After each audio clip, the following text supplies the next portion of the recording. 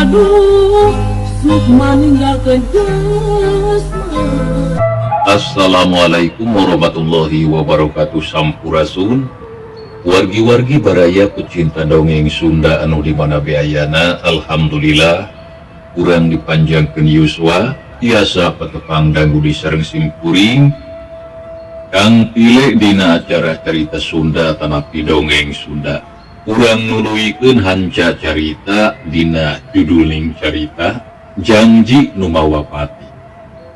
Numana ieu carita teh hasil karya tanapi karangan Amburos Kesugri kaum dangu.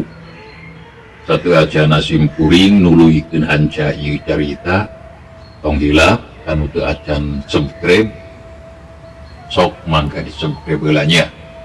Oge ditoel lonceng notifikasina supados nalika simpuring ngupload video enggal teh nyanong pemberitahuanana. Sumangga mitra ame teu nyangkolong kana waktos urang puseukeun perhatian urang kana ieu carita Kesugri kaum dangu. Dina jujutan hanca carita anu katunda pedaran kang bilih kasapih kuanci dina bangsa medarkeun kayaan alam pas sore nyaeta di hiji pasawahan khususna di saung Kanyi Rasti oge Jang Pardinya. Nu mana harita teh Jang Pardi sareng Nyi Rasti teh rantos ngalakukeun kalakuan anu nirjanya anu teu kengeng dicontoh eta hancatnya. Semoga urang puseukeun perhatian urang kana ieu carita. Mitra kaum dangu, mangsa alam harita geus maju ka sore, di luareun saung hujan ngaririncik tes kuning can aya raatna. Di landeur kadenge sora walungan ceah ngaguru. Cayina katempok kiruh ngagulidag maju ka hilir. Saenggeus aya kana sawatara waktu antuk nama hujan teh rahat. Ngan ukur tinggal girimis leutik rai langit teh rada caang. Dihujaneun geus nyingrai bareng jeung raatna hujan Nyi Rasti jeung Jang Pardi duanana sadar kana kayaan gap harita Nyi Rasti kana baju jeung sampingna rapi pake geus kitu terus memeres buukna anu katempo aut-autan. Kitu deui Jang Pardi gancang make deui papakeana geus kitu ge tiuk nyarande kana tihang saung. Ari Nyi Rasti kalah terus ngahuleng hatena reuwas mikiran anu bieu geus dilakukeun ku maranehna duaan. Lila antarana pok ngomong, Kang Pardi, naon anu geus dilakukeun teh Kang? Ceuk Nyi Rasti bari melong, surana kadenge ngageter, hate jadi ratu kepuguh rasa, loba kahariwang jeung kamelang, samalah beungeutna oge katara manipias. Nyai, kunaon salirape manipias kitu? Walon Pardi bari ngadeuketan, gap kana dampaleungeunna terus dicekelan. Kang Pardi, naon anu tos dilakukeun ku urang teh? Tembal Nyi Rasti tumanya deui. Samalah katempo harita mah kawas anu rek ceuri. Nyai, nah make naros kitu. Apan anu nembe dilakukeun ku urang duaan teh nyaeta mangrupikeun buktosna tina cinta urang. Jawab Jang Pardi, sikepna katara biasa bae, siga anu eueuh kajadian naon.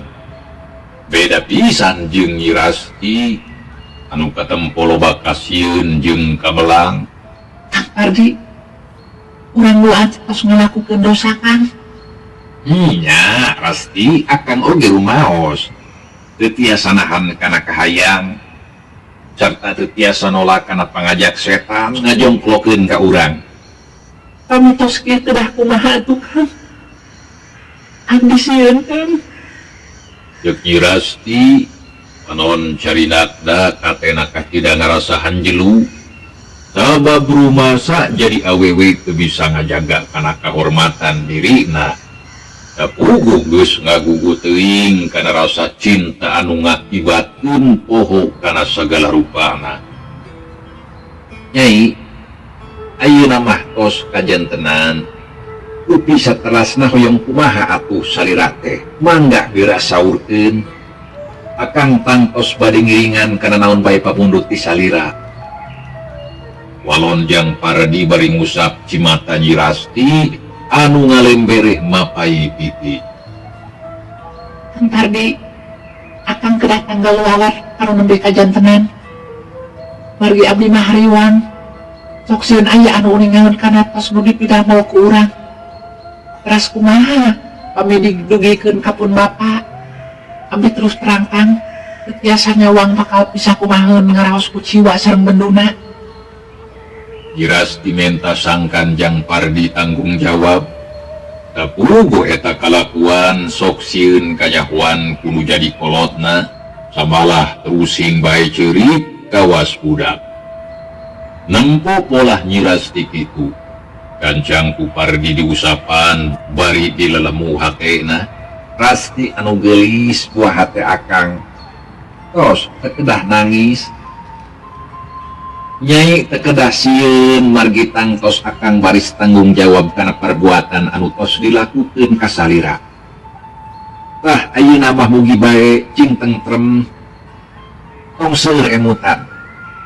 Sawios da moal aya kajantenan naon. Jawab Jang Pardi beri terus ngusapan kana buukna bangun deudeuh pisan. Kang, abdi murid ka salira akang. Supados enggal tepangan kapun bapa. Tok senaos ayeuna akang teu acan gengeng pada melat. Abdi mah teu kaabotan Kang. Ta enggalna abdi hoyong mitika ku salira. Tah kitu Kang. Nyi Rasti nyaritana tandes tur daria. Harita nungtut menta tanggung jawab sangkan Pardi buru-buru ngaresmikeun hubunganna. Ngadenge kitu Jang Pardi puk ngawalon. Oh, janten kitu ka hoyong nyai teh. Hoyong enggal ditikah ku akang merenya. Leres Kang kitu pisan. Nya mangga atuh pami kitu mah. Ka hoyong salira tangtos bade dicumponan. Mung akang nyuhunkeun heula waktos. Margi akang teh tangtos kedah sasauran heula kanu janten sepuh. Nanging hanjakal sepuh akang teh ayeuna nuju teu araya. Kacan wangsul ti kota, tapi sok sanaos kitu nyai teu kedah salempang. Darupina mah moalami deui oge baris mulang. Tah engke pami sepuh akang tos araya dirorompok. Saenggalna akang seja ngadugikeun anu janten pamaksadan. Nya jelasna mah bade nguningakeun pami akang bade ngalamar Rasti kanggo pibojoeun. Ah itu kumaha nyai satuju? Ceuk Jang Pardi nyaritana daria.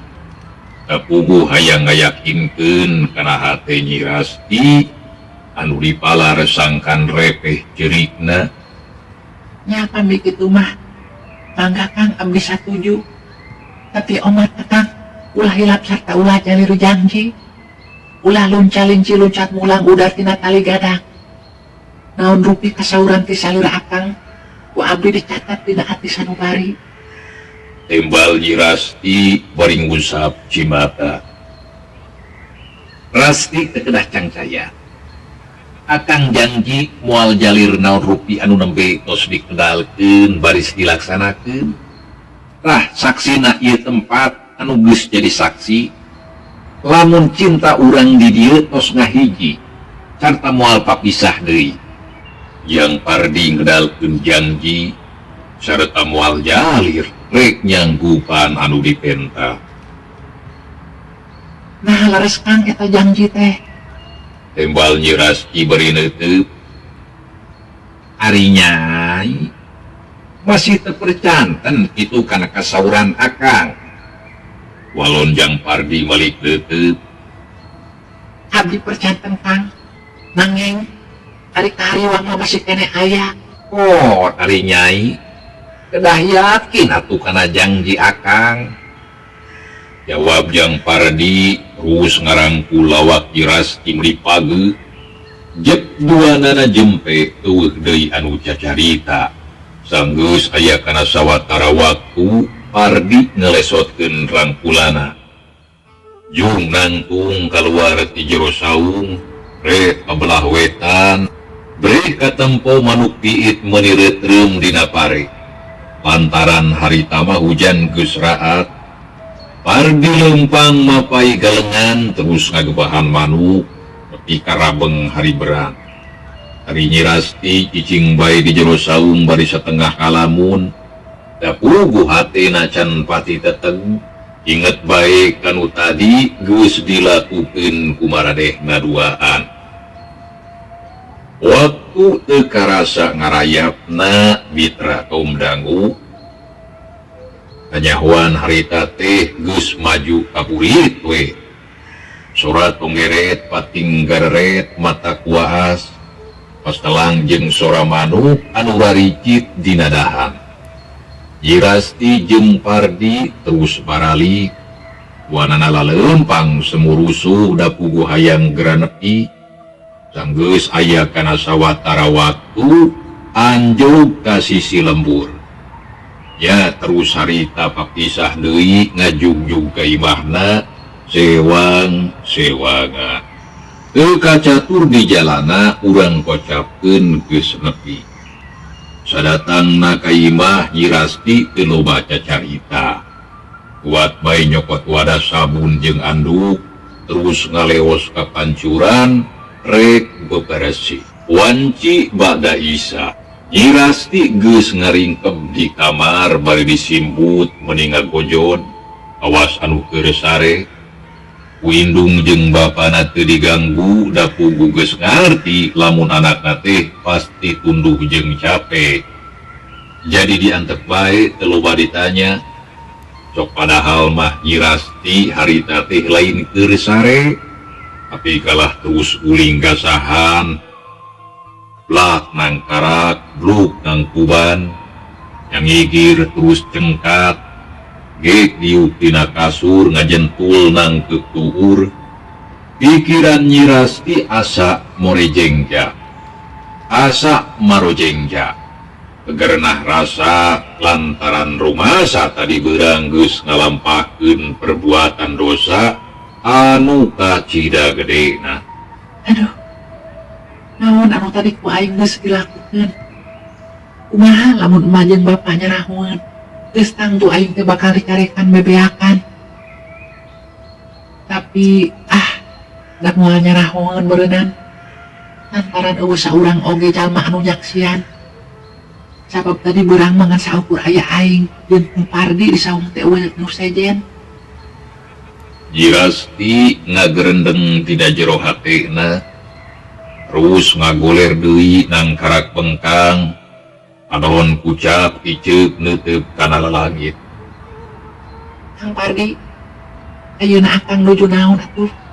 Nyi Rasti harita ngomong lalaunan, pikirana manteng ka Pardi buah hate anu kacida dipika cinta.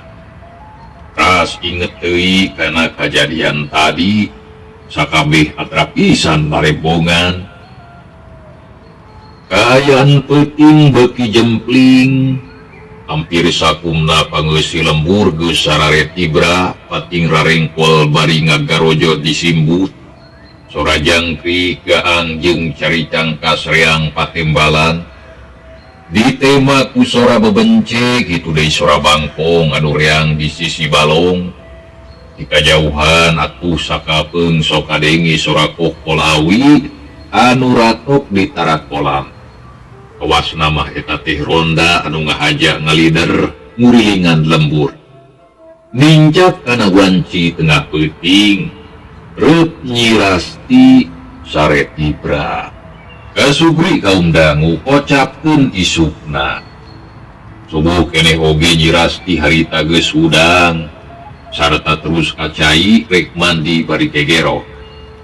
Ari bisuti keur kupra keprek ngahaneutkeun sangu.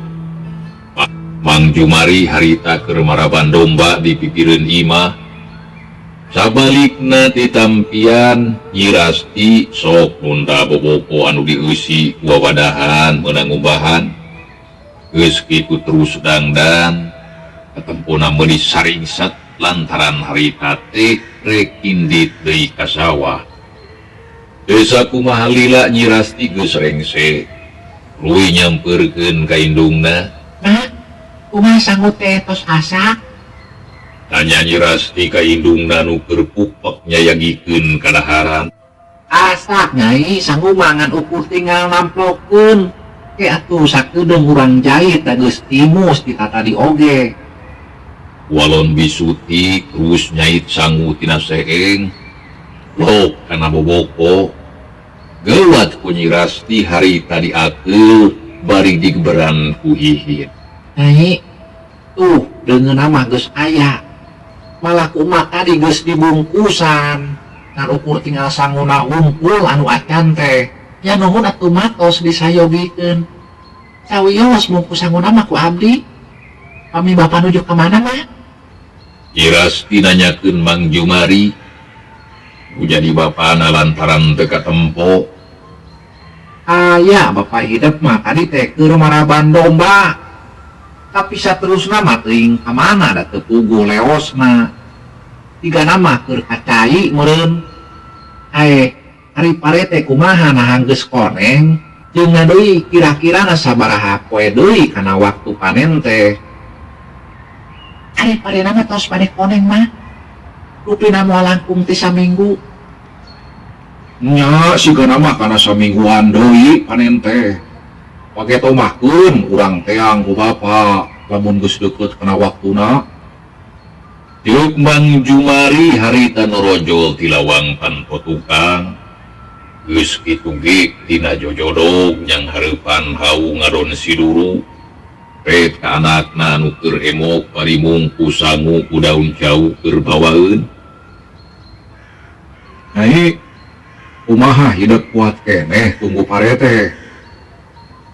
Bisi geus ngarasa capek mah poe isuk leureun heula we atuh. Ajun bapa rek nitahan si Ohim anakna Mang Joyo. Da moal burung daekun sigana mah. Mang Jumari harita tumanya ka Nyi Rasti anu keur jongjon barang gawe.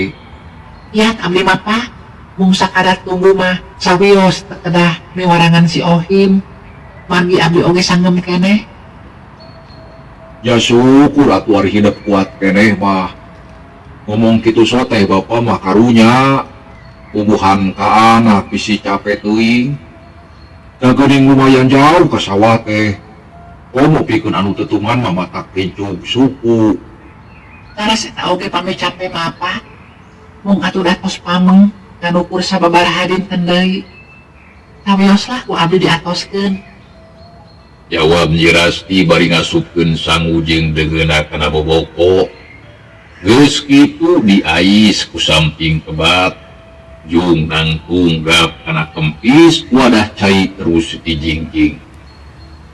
Nah, Papa, abdi balik permiosnya jadi kabujang siang teuing. Yeuk Nyi Rasti amitan ka indung jeung bapana. Nya sok kaditu, kade di jalan sing ati-ati bisi labuh. Kababoy kamari geus hujan. Wah teu laleueur geura tincakeun teh. Nya bener Nyai, ade cing hati-hati ah. Itu ceuk indung bapana ngawawadianan. Ya geus kitu mah harita keneh Nyi Rasti terus kaleos indit rek kajugjug ka sawah. Ari Mang Jumari terus asud ka tengah imah kebat buru ka kamar. Gewat disalin baju ku paranti digawe. Teu lila kaluar deui nyampeurkeun ka bojona anu aya di dapur. Gap kana bedog releng ka pipir imah. Da kulel bedog teh diasah. Bisa kumaha lila oge geus rengse satuluyna ngaleos muru ka hareup. Gok amprok jeung Jang Amid anu kakara balik mandi di pancuran. Pak, abdi balik ka sakola. Aduh atos entek kanggo abdi jajan. Jeung Jang Amid kakara panggih oge jeung bapana langsung menta duit. Ya jang ari keur sakadar jajan mah. Yo. Jawab Mang Jumari bari seuri. Kusiwal ngaluarkeun duit receh tina saku bajuna 20 perak. Sor diasongkeun ka anakna. Ningali kitu Jang Amin atau da puguh duit 20 perak zaman harita masih cukup keneh lamun dipake jajan. Nuhun Pak. Nya. Ade sing pintar sakolana nya. Yang dari ulah poho engke lamun geus balik kudu ngalit berdomba kantoran bisi bapak teu kaburu. Mangga, kepanjang mah beres Pak. Sanggeus kitu mah Mang Jumari ngaleos indit rek ngajugjug ka imah pakuwu pikeun nganggeuskeun hanca pagaweanna poe kamari. Kitu deui Jang Amin asup ka jero imah. Kasugri kaum dangu jag tinggalkeun heula kayaan di imah Mang Jumari. Ayeuna urang balikan deui nyaritakeun lalampahan Nyi Rasti anu keur aya di satengahing jalan. Harita teh wanci isuk keneh. Nyi Rasti keur jongjon leumpang dina galegan sawah dibarengan ku sora manuk anu ricit dina dahan. Angin leutik ngahiliwir. Awak karasa tiis tapi matak seger kana awak. Tatangkalan pating aroyag, cai ibun ngagarendang dina tungtung daun pating garenyas. Bareng jeung meletekna panon poe, Nyi Rasti anjog kanu dituju. Sup ka jero saung sok nunda babawaan teu lila kaluar deui. Rak atuh ngabimitian digawe ngagebahan manuk anu harita geus mimiti reuteum dina pare. Kencangna carita waktu geus ningcak ka tengah poe. Jang Pardi harita geus datang deui ka saung rek maturan Nyi Rasti. Sakumaha biasa datangna teh teu lengo, kapuguh hayang nyenangkeun kanu jadi bebende. Nempo buah hatena datang, puguh Nyi Rasti ngerasa bunga, serta terus ngebagiakeun bari muru babawaana. Urung duanana uplek ngarobrol, sempal guyon gogonjakan galumbira pisan. Ari mimiti nama ukur biasa bae, tapi ari kaditu nama geus ger deui ngalakukeun pagawean anu kawas poe kamari, tuning geus teu asa-asa deui. Alah eta si Pardi jeung Nyi Rastinya mitra kaum dangu kocapkeun dina poe isukna. Sakumaha biasana Jang Pardi datang deui unggal poe kitu jeung kitu bae. Samalah antuk namah teu karasa geus jejeg nepi ka saminggu. Nolon duanana terus buyer bae di saung. Beda kawasalaki jeung pamajikan. Nya urang caturkeun harita teh sorena Nyi Rasti keur diuk memeres baju jeung buukna. Anu katempo kusut aut-autan. Ari Jang Pardi keur ngagoler dina palukuh. Awakna dibuligir teu make baju. Tapi ari kahandapna mah katempo make calana panjang. Kang Pardi, pamiliteun anjing mah akang teu kedah sumping ka dieu. Margi abdina oge moal angkat ka sawah. Yeuk Nyi Rasti harita ngomong ditujukeun ka Pardi anu keur jongjon ngagoler. Bari peupeureuman keur ngararasakeun ngeunahna kahirupan. Oh, janten nyai teh moal ka sawah dinten anjing mah. Walon Pardi panona beunta terus cengkat. Gek diupop kana baju rap dipake. Mohon kitu Kang. Margi enjing maupun bapak anu bade ka dieu teh. Ya saurna mah bade ninggal pare.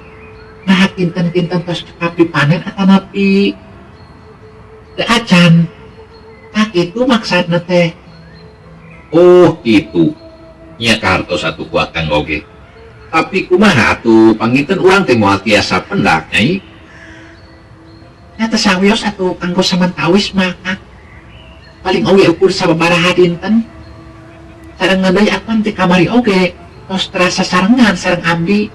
Piraku akang teh menit aya abosen onaman. Cek Nyi Rasti harita bari ngarangkul ka Pardi. Sok sanajan awewe oge tapi geus teu era-eraeun jeung geus teu ngarasa ragap. Nah itu mitranya. Di mana-mana awewe geus beunang kahormatanana eueuh ka era kana laki teh utamana pisan mah anu jadi bogohna nya. Wani lelenean kitu tah cenah kitu ge nya. Semoga urang lajeng keuneuy. Nya mangga atuh kitu oge akang mah ngiringan. Nanging dina waktos 3 dinten sakali urang tepang deui di tempat anu biasa geuning. Walon jang Pardi bari ngusapan buuk Nyi Rasti anu panjang ngarumbay. Rupinana moal tiasa Kang. Nah, make moal tiasa. Teu hoyong kitu pendak sareng akang.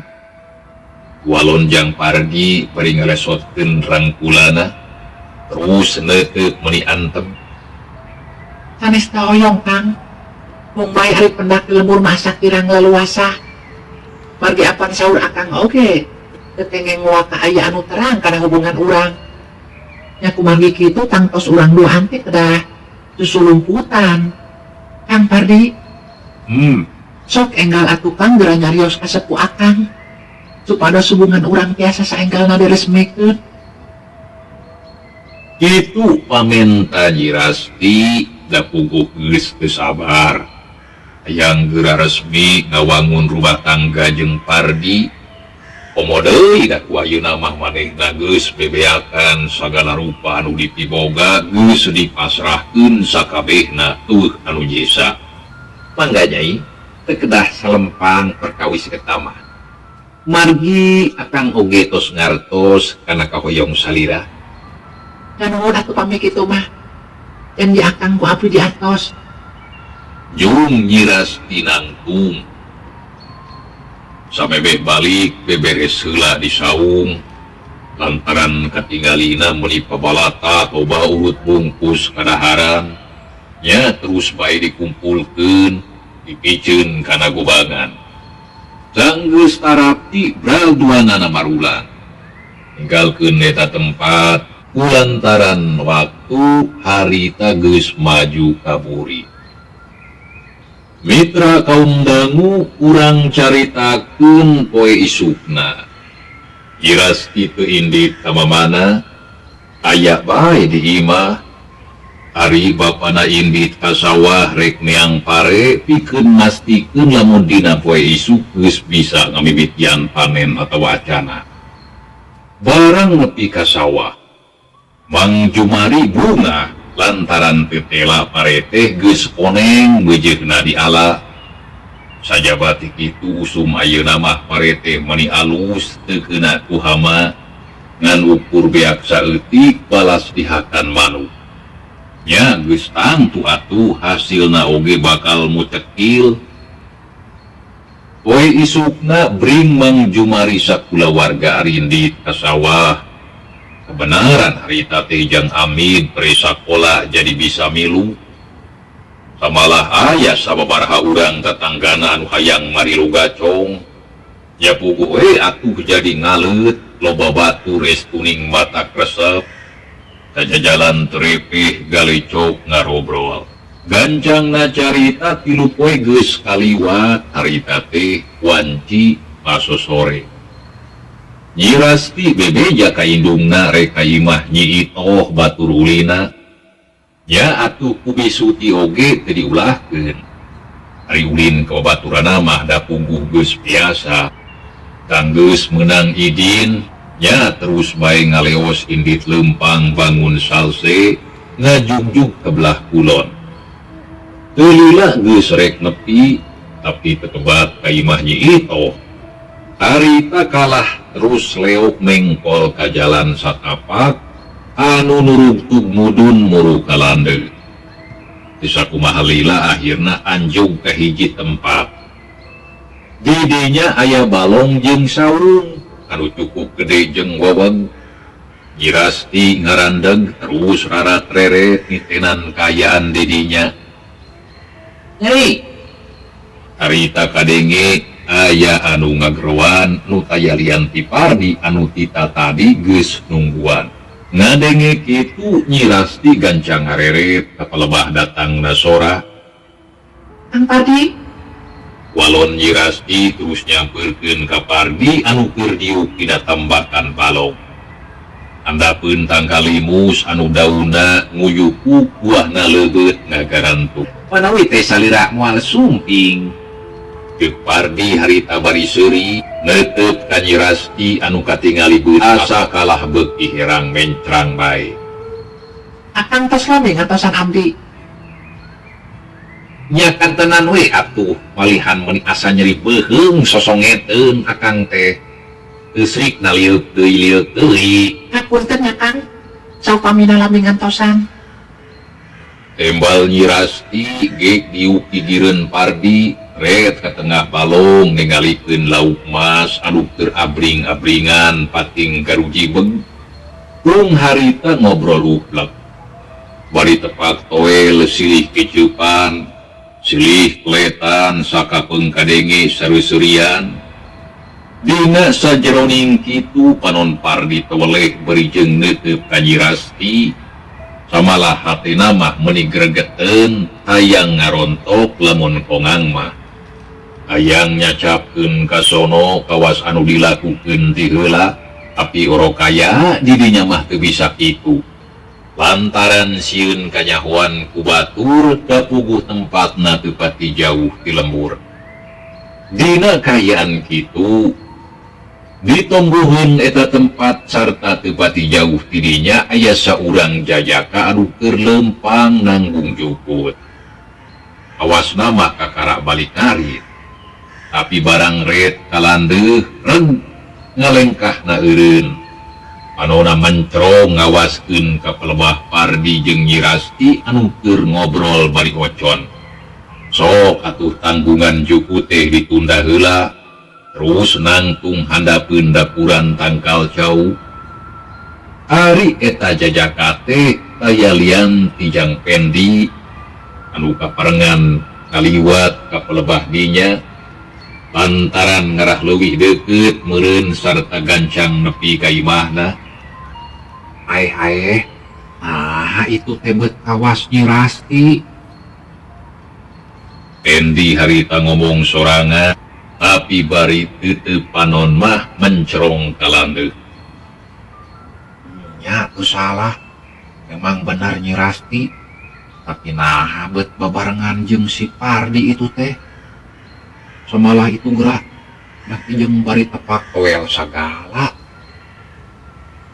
Ceuk Pendi bari terus ngawaskeun hatena ngaradak asap panas ngaheab. Jantung ratu beut asa temikeun lamun seug Nyi Rasti reurejengan jeung Pardi. Nah, aya hubungan naon punya Nyi Rasti jeung si Pardi teh? Moal salah sigana mah maranehna teh keur bobogohan. Ayeuna mah perkara kaharti ku aing. Mun sababna Nyi Rasti bet nolak anak cinta aing, mana horeng geuning manehna teh geus leuwih ti heula narima cinta si Pardi. Itu ceuk Jang Pandi, Jang Pendi bari ngeupeulkeun pereupna meuni ti kekreket. Kana hatena beut asa aya anu nyereset, nyeri jeung peurih karasana. Reup Jang Pendi meuremkeun panona. Kadenge rumahuh beut asa teu sanggup lamun seug kudu nyaksian mojang anu dipikah hayang babarengan jeung lalaki lian. Tapi barang jeung kitu karasa kana tak-tak aya anu nepak. Gilek Pendi ngalieuk ka tukang. Nanaonan maneh teh ocin mun sok hareurewas ari taun teh. Ceuk Pendi bari mureuleng ka saurang jajaka anu keur nyerenge seuri nu tayalian ti si ocin bade gana bahat mak bapana Pardi. Anu nanaon mah Kang Pendi, nah keur naon make jeung ngadon ngajajanteng di dinya. Walona si ocin bari melong bangun anu heran. Kacin, tuh tempo euy, Pilandu aya 2 urang jalma awewe jeung lalaki ari cek nurutkeun tetempuan maneh. Nah saeta tehnya anu mana Kang? Itu tuh anu keur dariuk handapeun tangkali musisi balong. Jawab Pendi bari nunjuk ka Landeuk. Si Ocin ngareret, breh katempo aya 2 urang jalma sarta terus disidik-sidik. Oh anu itu Kang? Nya anu itu tuh jing sok apal atau henteu? Ya pungkuh we atuh apal mah. Apa eta mah Kang Parti jeung kabogohna Nyi Rasti anak Mang Jumari. Piraku Kang Pendi teu apal apan urang teh tiba heula oge batur salembur. Tembal si Ocin bari terus ngawaskeun. Ari maneh nyalain teu apal lah Kang oge. Tapi nanyakeun so teh hayang ngarasa yakin. Tapi naha nya Nyi Rasti teh kabogoh si Pardi. Nya bener kitu pisan sigana mah. Sabab uing oge mendeng manggihan. Maranehna bebarengan ngadon ngarobrol. Lamun teu di dieu sok di ditu tuh. Isi walungan anu deukeut Warudoyong arwina teh. Tembal si Ocin menjelaskeun anu sajalan prahna. Da puguh manehna mah geus apal pisan. Tapi sanajan kitu tara loba omong lantaran eueuh urusan jeung manehna. Oh, paingan atuh lamun kitu mah. Nya kitu. Tapi kade omatnya ulah rea omong ka batur. Bisik kadengeun ku Kang Pardi. Make jeung ulah rea ngomong ka batur Ocin. Jang Pendi tumanya bari mencerong ka si Ocin. Atina jadi tanda tanya. Nah naon maksudna make jeung ulah rea omong ka batur? Nya jadi kieu Kang. Ti heula Kang Pardi kungsi ngomong ka Wing. Cenah ulah nyaritakeun lamun manehna jeung Nyi Rasti hahadean. Ari sabab bisi kanyawan ku Bahat mah anu jadi bapana. Anu tangtu moal satujueun lamun seug boga minantu ka Nyi Rasti mah. Tapugu bisa disebut jelema beunghar atuh Bahat mah teh. Tembal si Ocin nyaritana bari jeung pepeta. Oh gitu. Jadi ulah aya anu nyahoeun nya. Nya bener kitu. Mata kade akang oge ulah loba omong. Ulah ngucang teh pasoalan ieu. Antaran ke bisi uing dicarikan ku Kang Pardi. Moal atuh Ocin. Jeung deui naon gunana make jeung ngucah ngaceh urusan batur.